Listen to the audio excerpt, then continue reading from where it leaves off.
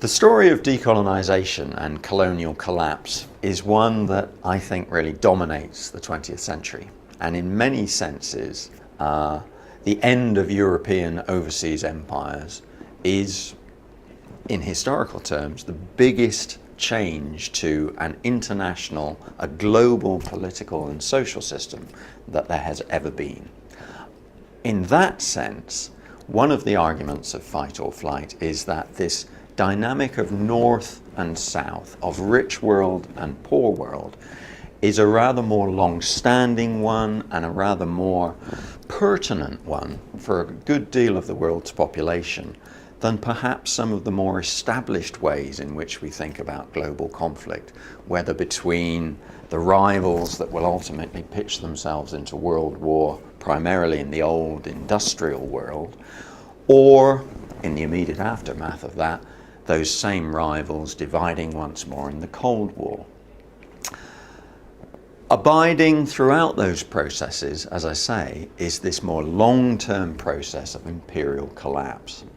And that actually implicates directly and is driven directly by more of the world's population. And it's the attempt, if you like, to give a voice, to restore agency, if you like, to Indians, Vietnamese, Africans, who really do shape their own futures by contesting colonial power, or in some instances, accommodating it and trying to reshape it, refashion it, and turn it into a system with which either they can work or with which they can ultimately achieve independence and trace their own paths to statehood. To give you some specific examples of that, the book deals in some detail with the collapse of British imperial power in South Asia, of course primarily in the Indian subcontinent, and British Imperial India as was. And there I think the story of decolonisation is not just a late 20th century one. In many ways it's not even just a 20th century one. The process of gradual erosion of British imperial control has much more long-term roots, and those roots are in a sense being uplifted and are beginning to decay with much greater rapidity in the aftermath, not just of the Second World War, but of the First World War as well. And looking forward towards British withdrawal from India, towards eventual partition, the paradox is that despite those, well, what in historical terms and in hindsight terms seem rather obvious signs of imperial collapse, even so, the immediate arrangements made for Britain's withdrawal, for ultimate partition of imperial India, are both short-termist and really untenable. And therefore, it's that rapid deterioration of what were originally flight solutions, negotiated plans for eventual withdrawal from India, that are supplanted by conflict and contestation that interest me so much. Moving eastwards and into another empire,